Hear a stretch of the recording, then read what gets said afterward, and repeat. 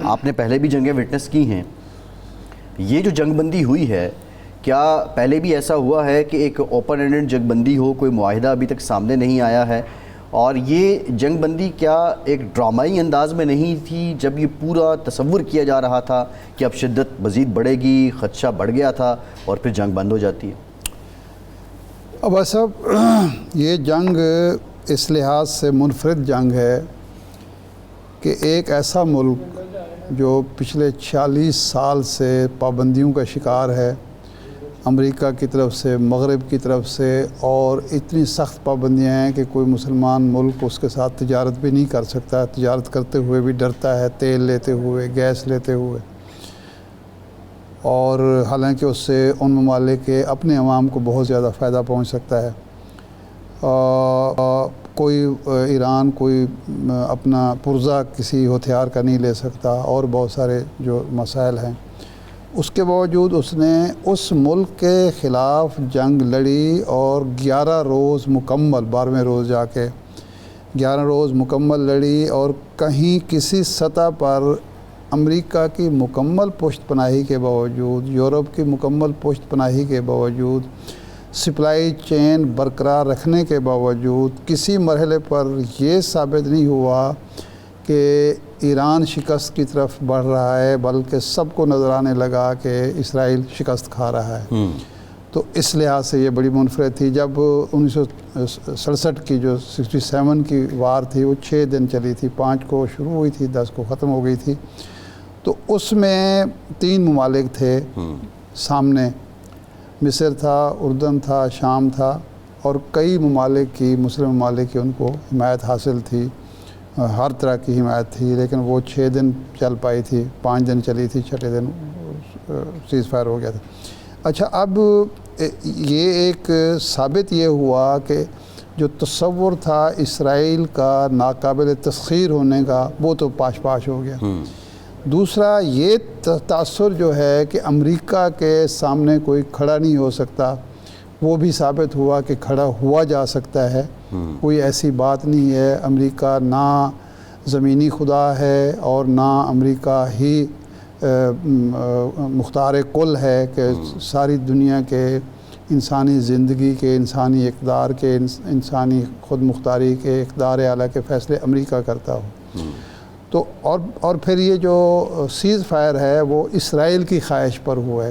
کل ہم نے سٹوری بتائی تھی, خود جو وال اسٹریٹ جرنل نے سٹوری دی کہ اسرائیل نے یہ قطر سے درخواست کی ہے, اور اب ثابت ہو گیا ہے کہ قطر سے ایران سے سیز فائر بنوانے کے لیے ٹرمپ نے خود درخواست کی کہ جی آپ ان کو اس بات پر آمادہ کریں. اور یہ جو آپٹکس بھی بتاتے ہیں اس کو دیکھتے ہوئے قطر پہ حملہ ہو جانا. اچھا, اب یہ ایک سیز فائر ہے, مستقل جنگ بندی 15 دن کے بعد ہوگی, اور اس دوران ظاہر بات ہے کہ کچھ چیزیں طے ہوں گی. دوسرا جو امپورٹنٹ بات ہے وہ یہ ہے کہ جس قوت قاہرہ سے اور B-2 بمبار طیاروں سے اور بنکر بسٹر بم سے دنیا کو ڈرایا جا رہا تھا, اب تو وہ خود ایکسپوز ہو گئے. امریکی میڈیا یہ کہہ رہا ہے کہ جی وہ مؤثر ثابت نہیں ہوا. ایجنسی کہہ رہی ہے کہ وہاں کوئی تابکاری کے اثرات نظر نہیں آئے. تو یہ جو میں سمجھتا ہوں اس جنگ کا سب سے اہم پہلو یہ ہے کہ امریکہ اور اسرائیل دونوں ایکسپوز ہوئے ہیں, اور ان کے مد مقابل جو قوتیں ہیں, روس اور چین تو پہلے تھیں, ایک مد مقابل قوت اور سامنے آئی ہے اور وہ ایران ہے. اور وہ جو ایک خواب بعض لوگ دیکھتے تھے کہ اس خطے میں ایک نیا بلاک بننا چاہیے, میرا تو خیال ہے اس کی راہ ہموار ہو گئی. اگر اوورال دیکھا جائے رقبے کے لحاظ سے, جس طرح 1.6 ملین اسکوائر فیٹ پہ یہ ہے ایران, اور دوسری جانب میرے خیال اسرائیل 22,000 ہے. 22,000 جی. اب جو رپورٹس کے مطابق اسرائیلی حکام جس بات کی تصدیق کر رہے ہیں وہ یہ کہتے ہیں کہ 5,550 بیلسٹک داغے ایران نے, 1,000 کے قریب ڈرونز انہوں نے اڑائے ہیں, اور 3,000 اسرائیلی زخمی ہوئے ہیں, 28 اس میں ہلاک ہوئے ہیں. یہ اب اسرائیلی حکام کہہ رہے ہیں 50. تو اب یہ ہے کہ ابھی تو فگر ظاہر ہے نکلنے, جس سے وہاں سے کچھ رپورٹس آ رہی ہیں کہ لوگ ملبے کے نیچے بھی ہیں. ایران کے بارے میں کہا جا رہا تھا, کچھ لوگ اعداد و شمار دیتے تھے کہ اس کے پاس 3,000 بیلسٹک میزائل ہیں, اگر 3000 ہی کنسیڈر کر لیے جائیں تو دیٹ مینس کہ ایران اگلے 2 مہینے بآسانی جنگ لڑ سکتا تھا. تو یہ جو تاثر ہے کہ ایران کمزور ہو چکا تھا اور اس کے بعد ایران نے جو ہے وہ چاہا کہ ہو جائے یہ فائر بندی, اس کی کیا سمجھتے ہیں آپ؟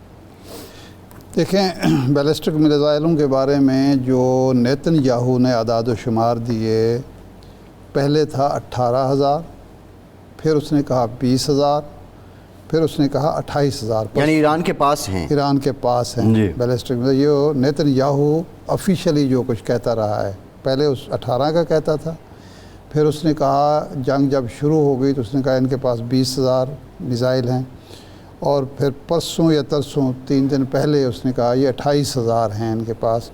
اب اس میں سے اگر 500 کچھ ہوئے ہیں استعمال تو ابھی بہت بڑا ذخیرہ ان کے پاس موجود ہے. اور نیتن یاہو نے یہ بھی کہا کل کہ جی ہم نے ایٹمی پروگرام کو ہی ختم نہیں کیا امریکہ سے مل کر, بلکہ ان کے جو بہت بڑا خطرہ ہمارے لیے تھا یہ میزائل کا, اس کے حوالے سے بھی میزائل فیسلٹی جو تھی, ہاں فیسلٹی جو تھی, ہم نے لانچر تباہ کر کے اور ان ذخائر پر حملے کر کے اس کی قوت کو بھی مفلوج کیا ہے. یہ نیتن یاہو کی میں بات کر رہا ہوں. اچھا, اب اس میں جو 1-2 چیزیں ہیں وہ سوچنے کی ہیں. ہماری جو بات وہاں صحافیوں سے ظاہر ہے ہم رابطہ کر سکتے ہیں, جو بات ہوئی ہے 2-3 چیزیں سامنے آئی ہیں. نمبر 1 تو یہ ہے کہ ایک طویل عرصے سے ایرانی حکومت یہ سوچ کر اور یہ سمجھتے ہوئے, ادراک رکھتے ہوئے کہ ہمارے پاس فضائیہ کی قوت نہیں ہے, کیونکہ ہم پر جو پابندیاں ہیں اور روایتی ہتھیاروں کے حوالے سے بھی ہم پر بہت زیادہ پابندیاں ہیں, تو انہوں نے ساری قوت جو لگائی وہ میزائل ٹیکنالوجی کو بہتر سے بہتر کرنے کی, اور یہ بظاہر نظر بھی آیا کہ کامیاب رہے وہ اس میں. وہ کامیاب رہے. دوسرا وہ یہ بتا رہے ہیں کہ ان کی تیاری جو تھی اسرائیل سے زیادہ امریکہ کے حوالے سے تھی, کہ امریکہ نے جلد یا بدیر ہم پر حملہ کرنا ہے, اور اس لیے اب بھی جب وہ جنگ لڑ رہے تھے اسرائیل سے تو وہ اپنے بچ بچا کے اس لیے چل رہے تھے. ہم نے جب سوال کیا میں نے کہ بھی یہ وجہ کیا تھی, کہ انہوں نے کہا کہ کیونکہ انہیں یہ پتہ تھا کہ اسرائیل جو کچھ کر رہا ہے امریکہ کے اشارے پر کر رہا ہے, اور ایک سٹیج آئی جب امریکہ خود آئے گا تو اس کے لیے بھی ہمیں تیار رکھنا ہے میٹیریل اور ہتھیار, تاکہ ہم اس کے ساتھ. اور تیسری چیز جو تھی, ایران کو قطعی اندازہ نہیں تھا یا قطعی اس کا خیال یہ نہیں تھا کہ یہ ہفتے 10 دن کی جنگ ہم لڑ رہے ہیں. ان کا خیال تھا کہ یہ جنگ طویل چلے گی, برسوں پر محیط ہوگی, اس کی بھی انہوں نے تیاری کی. اور وہ یوں بھی ہے, یہ بات درست لگتی ہے قرائن سے بھی, کہ جس طرح انہوں نے عوام کو موٹیویٹ کیا ہوا تھا. دیکھیں نا, اسرائیل میں تو انہوں نے سارے اپنا ایئرپورٹ بند کر دیا, سارے راستے بند کر دیا, کوئی ملک سے باہر نہیں جا سکتا. ایران میں تو ایسا نہیں ہوا. ایران سے تو لوگ باہر گئے بھی, آئے بھی, اور اس نے کوئی ایسی پابندی لگائی. جس طرح ہمارے یہ دوست بتا رہے تھے جرنلسٹ جان حسین, کہ جی وہاں تو CNN بھی, الجزیرہ بھی, BBC بھی کور کر رہے تھے. اسرائیل میں تو ہمیں کوئی ایسا منظر نظر نہیں آیا. وہاں تو آپ کو پتہ ہے الجزیرہ کے دفتر, الجزیرہ کو باقاعدہ روکا گیا, پریس TV کے دفتر پر ایران میں حملہ کیا گیا, اور جو مقامات تھے ان کو روکا گیا. تو اس لیے ہمیں صحیح اندازہ ابھی تک نہیں ہے کہ اسرائیل کا ایک تو نقصان کتنا ہوا ہے, لیکن ایران کے نقصان کے بارے میں ہمیں پتہ ہے کہ وہ خود بھی بتاتے رہے ہیں. یہ بالکل وہی صورتحال ہے جو پاکستان اور بھارت جنگ کے دوران ہوئی, کہ ہمارے ہاں میڈیا اوپن تھا, فری تھا, ہم ہر بات رپورٹ کر رہے تھے, دنیا کو پتہ تھا کہ کہاں حملہ ہو گیا ہے, کتنا نقصان ہوا ہے. انڈیا نے اپنے میڈیا پر بھی پابندیاں لگا دی تھیں, اور چھپا رہا تھا وہ, اور چھپاتا وہی فریق ہے جو شکست کھا رہا ہو, جو نقصان اٹھا رہا ہو, اور جس کو معلوم ہو کہ اگر میرے نقصانات کا لوگوں کو علم ہو گیا تو میرے اپنے لوگ جو ہیں وہ ڈیمورلائز بھی ہوں گے اور حکومت کے خلاف سرگرم عمل بھی ہوں گے. جیسا یہ جو جنگ رہی ہے ایران اور اسرائیل کی, دیکھیں پاک انڈیا جنگ میں تو ایک نیریٹو بلڈنگ آبویسلی ایک معاملہ تھا. انڈیا کا تو میڈیا خیر وہ سب کے سامنے ہے, پاکستان کے لوگ یکسو تھے, ہماری سائبر فورس یکسو تھی. ایران اسرائیل جنگ میں آل دو آپ نے الجزیرہ کا نام لیا، TRT کا کردار ہے، CNN، اسکائی نیوز، سب نے رپورٹ کیا، BBC نے رپورٹ کیا، لیکن سوشل میڈیا پہ ایران حاوی رہا. ایران کا نیریٹو بڑھ چڑھ کے بولا. آغاز دیکھیں تو اس بات پہ کہ ایران جو ہے وہ مذاکرات کر رہا تھا اور اسرائیل نے اس پہ جنگ مسلط کر دی. پھر آگے چلتے چلتے رجیم چینج والی بات کو لوگوں نے اپوز کیا، اور ایون سب سے بڑا نیریٹو تب بنا جب امریکہ میں امریکن حملے کے خلاف احتجاج ہوا.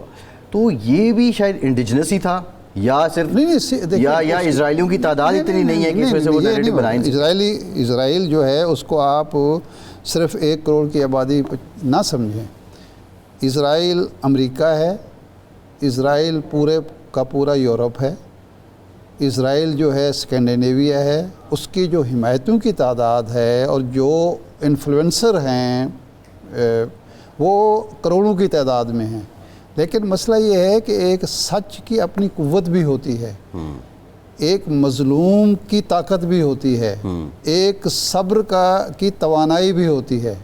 جو فائدہ ایران کو یہ ہو رہا تھا وہ یہ تھا کہ وہ موقف اس کا برحق تھا. سب کو پتہ تھا کہ اس ایران کے ساتھ زیادتی ہو رہی ہے. ایک ایسا علاقے کا غنڈہ جو 60,000 فلسطینیوں کو گزشتہ 18 ماہ میں 2 سال میں قتل کر چکا ہے، نسل کشی کر چکا ہے، ہزاروں کی تعداد میں بچے ہیں، عورتیں ہیں، وہ ایک اور ملک پر چڑھ دوڑا ہے اور کسی جواز کے بغیر چڑھ دوڑا ہے. اور اس کی پشت پناہی جو ہے امریکہ کر رہا ہے، یورپ کر رہا ہے.